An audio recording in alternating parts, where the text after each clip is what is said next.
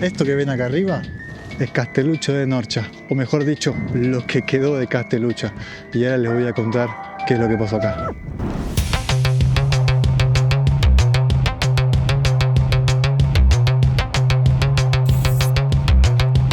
Bueno gente, estamos en Castelluccio de Norcia, como les dije antes. Estamos a 1452 metros a nivel del mar.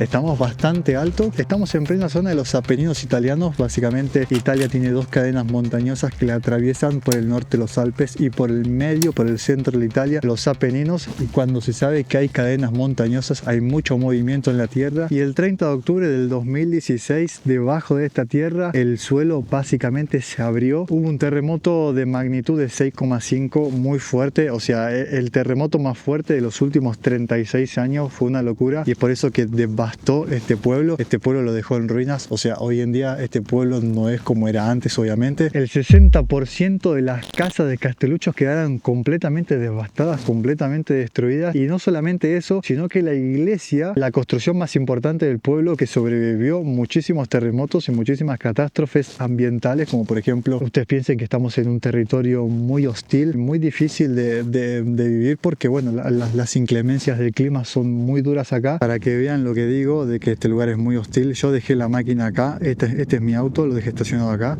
pero esta calle donde yo estoy caminando está completamente bloqueada. Acá hay una topadora que básicamente bloqueó esta calle no se puede utilizar, está intransitable, porque probablemente más arriba estará tapadísima de nieve, y eso que ya el invierno terminó, Estamos casi entrando en abril, o sea, ya estamos en primavera, y miren lo que es este lugar, es una locura. Pero bueno, a pesar de que la iglesia sobrevivió todo, ese último terremoto no lo pudo sobrevivir, quedó completamente destruida. Y lo peor de todo, que todo esto no comenzó el 30 de octubre, sino que comenzó el 24 de agosto, o sea, un par de meses antes, porque hubo varios terremotos, varias réplicas, y yo ahora les voy a contar la cantidad de réplicas que hubo en esos meses, que fue una auténtica locura. Así que bueno, quédense en este video que les voy a contar un poquito de la historia de este lugar, de cómo sobrevivió, de por qué la gente todavía sigue estando en este lugar, que sinceramente es muy complicado vivir acá. Pero bueno, les voy contando, así que quédense en que va a estar muy lindo este video.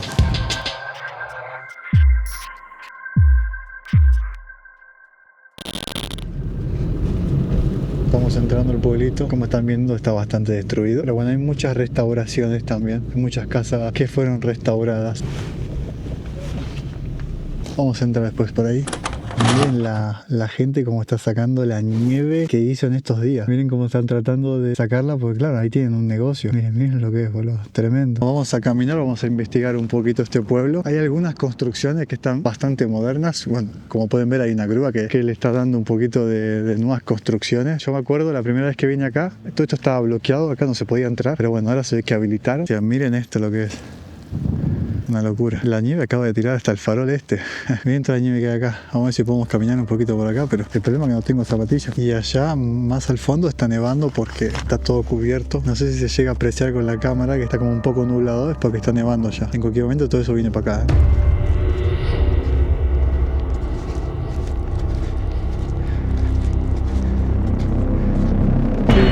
Ya se pueden empezar a apreciar algunas casas destruidas. Acá seguramente que hay una casa, seguro. Las casas que están allá arriba son inhabitables porque miren el piso. Ya en cualquier momento se viene todo abajo. Bueno, ya estamos acá dentro del pueblito, ¿no? O sea, no se puede llegar a todos lados, pero bueno, en algunos lugares me voy a meter. Pero bueno, antes de contarles un poquito más de la historia, les tengo que meter un poquito más en contexto, porque Italia no es solamente pasta, pizza, la moda. Italia es uno de los países con más movimientos sísmicos de Europa. Como les dije antes, en Italia están las dos cadenas montañosas, ¿no? Los Alpes y los Apeninos. Y los Apeninos abajo hay varias fallas tectónicas. La que viene desde el África, que se conecta con la falla Europa-Asia. O sea, básicamente la placa tectónica africana está constantemente empujando la placa tectónica euroasiática. Se están empujando de hace miles y miles de años, y por eso que hay tanta tensión bajo esta tierra. Es por eso que el resultado de esta tensión se crean muchas fallas tectónicas, por eso que está constantemente en movimiento. O sea, ustedes piensen que acá en Italia, desde el año 1900, se calcula que hubo 62 terremotos con más de 7.0 de magnitud. O sea, es una locura. Bueno, vamos a ver si podemos seguir subiendo. Está un poquito complicado, pero me gustaría ir más arriba. El tema es que no tengo zapatillas para la ocasión y me estoy mojando mucho los pies, pero bueno, vamos a correr el riesgo. Todo por el video. Esto merece un like, una suscripción, merece una recompensa todo este sacrificio. Qué locura, acá está todo completamente destruido. Miren, todos estos son restos de casa. O sea, probablemente yo estoy arriba de una casa seguramente. Miren, yo pienso que si puedo llegar ahí. El problema es que claro, con la nieve no veo dónde estoy pisando.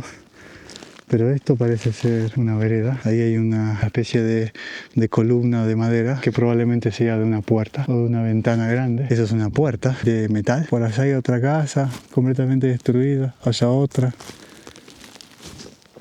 Locura. Acá ya se pueden apreciar más las casas como fueron quedando destruidas, ¿no? Miren esa parte de acá. Esos son azulejos de un baño. O sea, eso era un baño. Miren, acá hay una puerta, boludo. Miren acá. Es la entrada de una casa. Miren esto. Qué locura. Tiene el contador y todo de la electricidad. Escaleras que te llevan a otra parte de la ciudad. Eran todas casas, esta una al lado de la otra. Y ahora nada, no quedó absolutamente nada. Bueno, ahí ya sí está cercado y ya no se puede continuar. Allá en la casa con la puerta abierta. Básicamente la entrada está casi tapada con la nieve. Y eso es otro de los problemas de este lugar. Básicamente se construían túneles para poder pasar por estas calles. O sea, imagínense, todos estos muros está todo tapado de nieve y tenían que excavar haciendo túneles para poder, no sé, caminar por acá. La locura, tenés que hacer túneles para poder salir de tu casa.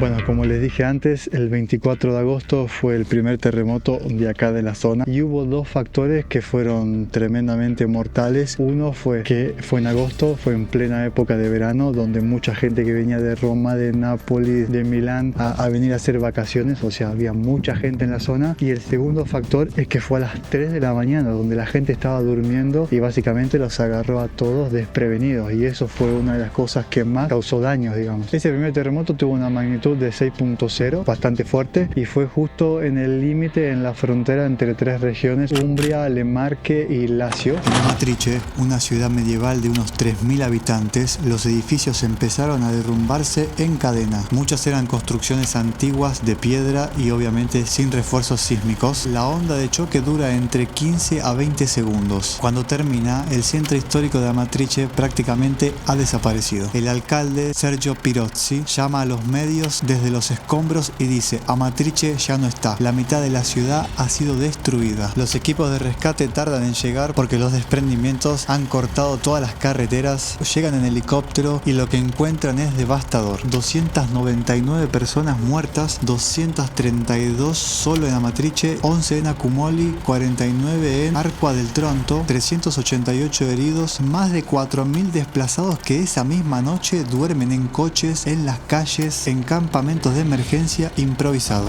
Durante las siguientes 144 horas se calculaban aproximadamente 2.500 réplicas. Obviamente una más liviana que la otra, pero se calcularon 2.500 réplicas. Una locura, en solo 144 horas. Obviamente ese terremoto llegó acá a Castelluccio, se sintió. Algunas casas se agrietaron, pero no hubo grandes desastres. Pero bueno, fue un aviso a la gente, como diciendo: miren que la zona se está moviendo, así que hay que estar muy atentos.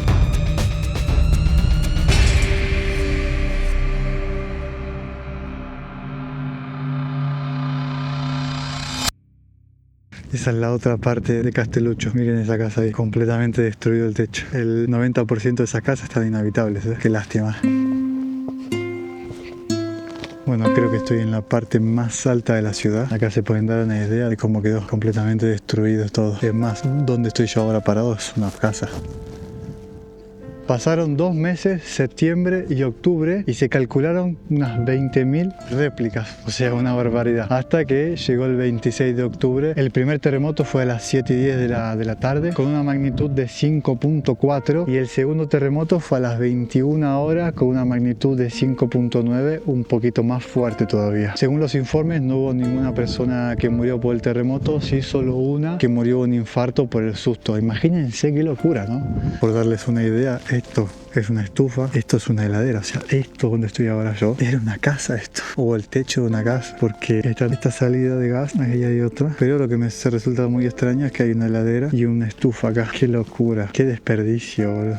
Pero bueno, la madre naturaleza lo decidió así. Bueno, obviamente la gente después de esto tuvo mucho miedo y muchas de esta gente abandonaron sus casas, pero es verdad que mucha de esta gente que abandonó sus hogares después terminaron volviendo porque tenían sus pertenencias personales, sus emociones por sus hogares, ¿no? No podían abandonar sus animales, entonces mucha de la gente volvió. Pero 3 días después, la Tierra volvió a abrirse. 30 de octubre del 2016, las 7:40 de la mañana. Magnitud 6.5. El USGS, el Servicio Geológico Estadounidense, lo registra inicialmente como 7.1. Luego se corrige. El Instituto Italiano lo fija en 6,5. Sea cual sea el número exacto, lo que ocurre ese domingo por la mañana no tiene precedentes en Italia desde el terremoto de Irpinia de 1980. 36 años. El epicentro está a 9 kilómetros de profundidad, entre Norcia, Preci y Castel Sant'Angelo sul Nera. La onda se propaga en todas las direcciones. Se siente en Roma, en Florencia, en Nápoles, en Austria, en la región de Salzburgo y Carintia, en la costa de los Balcanes. En Norcia, la Basílica de San Benedetto, construida a partir del siglo XIV, dedicada al patrón de Europa, se derrumba casi por completo. Solo queda en pie la fachada, como un decorado, como si fuera una cáscara. También cae la concatedral de Santa María Argentea, las murallas medievales dañadas, el río Nera se desborda sobre la carretera de la Valnerina, cortando la única vía de acceso al valle. Los hospitales de Tolentino y Amándola quedan inservibles y en Castelluccio el 60% de las casas colapsa en cuestión de segundos. La iglesia de Santa María Assunta, que había resistido el golpe de agosto, que había resistido los 2 golpes de octubre, cae entera. El campanile al suelo. La carretera que conecta Castelluccio con Norcia, la misma que había sido cortada el 24 de agosto y reabierta en duras penas, vuelve a quedar destruida. Castelluccio queda completamente aislada. Solo se puede llegar en helicóptero o haciendo más de 1 hora y media por una pista de tierra a través de las montañas. Sin embargo, a pesar de que ese terremoto fue muy fuerte y destruyó el 60% de las casas, no hubo víctimas mortales porque el terremoto fue a las 7:40 de la mañana y por suerte mucha de la gente ya estaba despierta y eso fue un factor muy favorable. Pero ¿qué pasó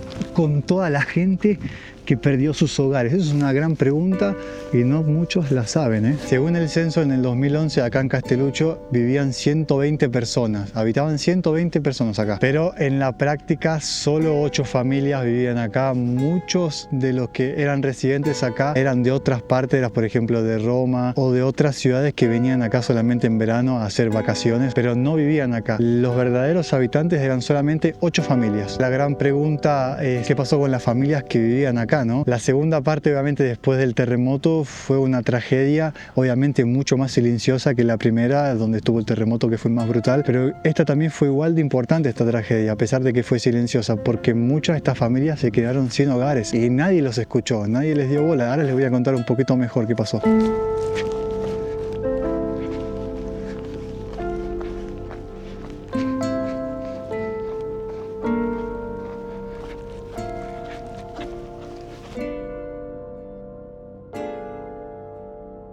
Ustedes miren qué vista que hay acá.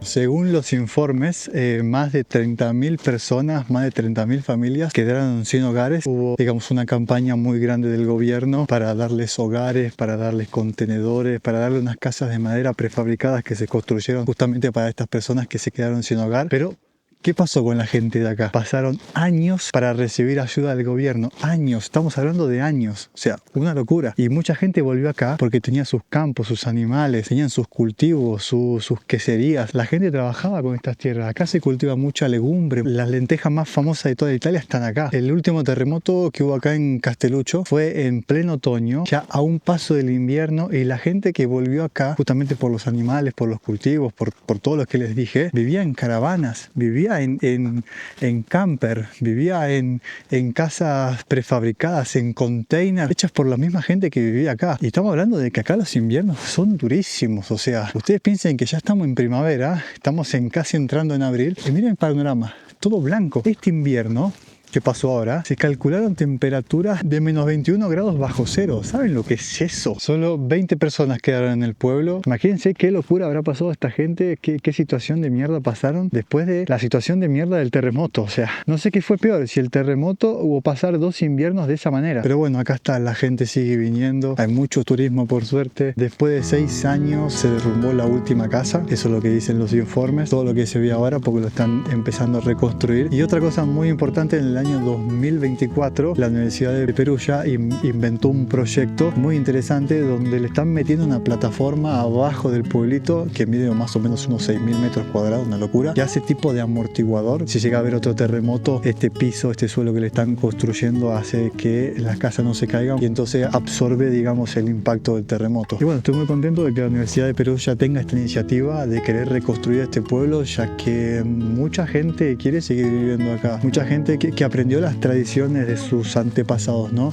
Y que se las quiere enseñar a sus hijos, ¿no? De que las tradiciones se sigan continuando de generación en generación. Mucha gente se sigue dedicando al cultivo, a la agricultura, a la ganadería, a la producción del queso, ¿no? La lenteja, que es súper famosa, creo que es la mejor lenteja de Italia, es conocida, muy famosa, ¿no? Entonces estoy muy contento que Perú ya tenga esta iniciativa de querer ayudar, de querer revivir este pueblo, darle de nuevo una segunda oportunidad a este pueblito que lamentablemente vivió una de las peores tragedias de la historia de Italia, ¿no? Después de todo lo que pasó aquí, el suelo volvió a abrirse en primavera. Las amapolas rojas, los acianos azules, las margaritas blancas. El piano grande se llenó de flores exactamente igual que el año anterior y el anterior y todos los años antes del terremoto. La naturaleza no sabe de tragedias, no entiende de escombros, ni de esperas, ni de promesas rotas. Solo sabe una cosa: seguir adelante. Y Castelluccio, como siempre ha hecho en sus siglos de historia, aprendió la lección. La vida no pide permisos para continuar, simplemente continúa.